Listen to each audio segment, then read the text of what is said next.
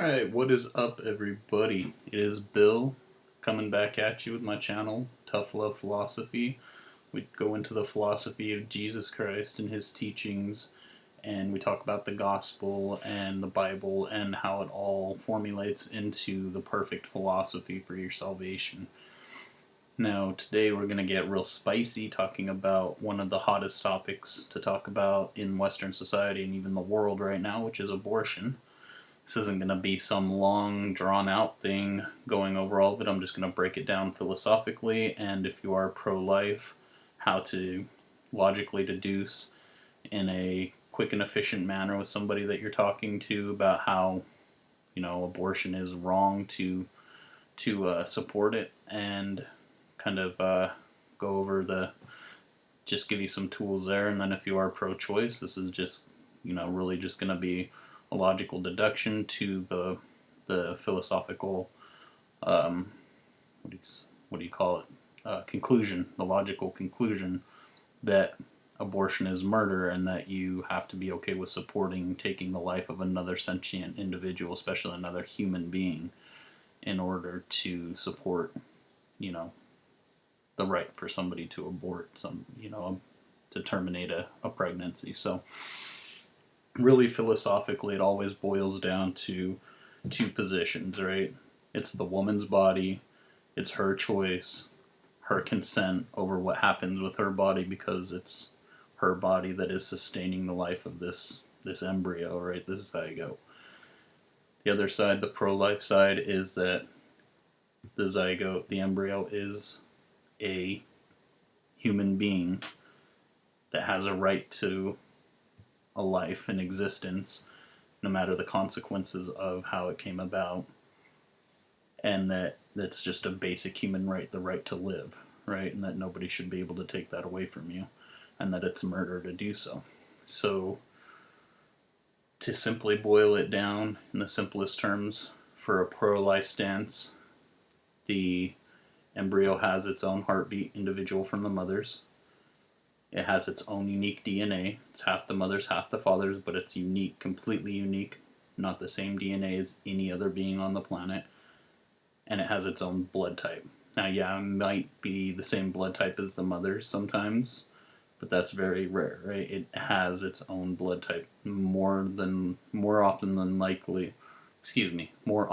not, or more than likely, that fetus has a separate blood type than the mother, which, if you know a lot about the medical field, that, and, what's it called, natal development, the blood type thing actually can cause a lot of problems in pregnancy, right? So, with those three things, an individual heartbeat, its own heartbeat, a DNA sequence that's completely unique and their own, and their blood type, those three, it's a trinity, right? That's how God works in trinities, and this is what he shows us, is that it makes that a human being, right? That makes that another human being. And so those three things together qualify that as its own individual person. You can ask anybody who's being reasonable and rational and not being deceptive at all, if those three things qualify to make a new person, they have to say yes, because scientifically, yes, it does. So now you're at the point where it is another human being, right? So now they will start talking about viability. Well, yeah, but, up until a certain point, it makes sense to be able to terminate the pregnancy, but then you have to start talking about at what point does it become murder, right? How far along in the development does it take for that to become murder in your mind? And there was a philosopher who's come up in the last few years who's done a lot of research and a lot of things in the vegan circle around a now philosophically viable, logical argument called name the trait. With this software that I have, I can't bring it up on the screen anymore. They updated the software, the OBS that I was using, and now I can't use it on this computer that I'm using, so hopefully I can alleviate that soon. So I'm not going to be able to screen share it. I would encourage you, go Google name the trait and just kind of read about it. It's a logical, philosophical argument that's used in the vegan circles to show how killing an animal is ethically not okay.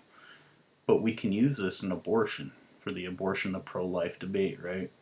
Because what the name the trait argument says basically is that you need to show a trait in a human being that would be the same in an animal that would make it okay to kill that human being, right? So like an example is, if a human being has the same IQ of a pig, does it make it okay to kill that human being? If a person has the IQ of a chicken, does it make it okay to kill that human being, right? So this is, of course, like I say, very top level, very at the surface. There's, it's a whole entire philosophically viable, logical argument, like I say, that I would encourage you to go and read about, look it up. But using this in the pro-life debate, you can then use this to name the trait in a person who is born. Ask the person, name a trait in somebody who is already born that would make it viable and okay, not viable, but make it ethical to kill that person who's been born, that so ask them to name a trait that an unborn fetus has that a born person would have to make it okay to kill, to terminate that born person's existence.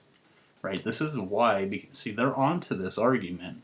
That's why it's such a big thing for them to start pushing and trying to okay late-term abortions and even infanticide, because they understand this argument, right? It's a new argument. It's a new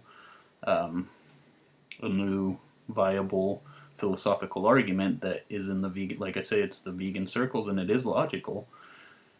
It is. And so that's why you're starting to see them starting to talk about late-term abortions being made okay, and even infanticide, because they know that they have this logical conundrum that's come up in the philosophical world, and we need to pound them with it. We have to get them.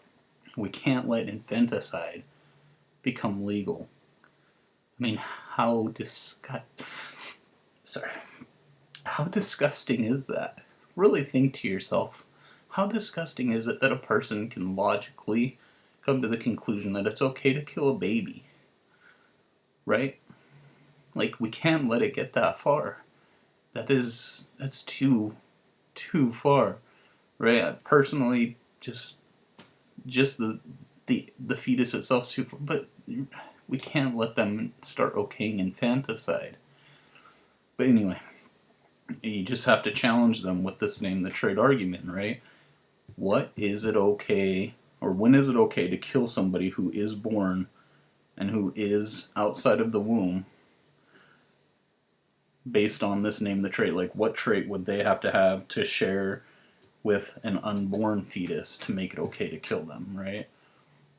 That's how we have to push. That's our new push that we have to start using. If you have any questions, comments, concerns, if you want some resources, if you want to talk about it, if you need some tools and some help with debating against pro-choice people, if you are pro-choice and want to come at me and have the discussion, either way, all my information is in the description. I appreciate you watching, and I will see you next time. I love you.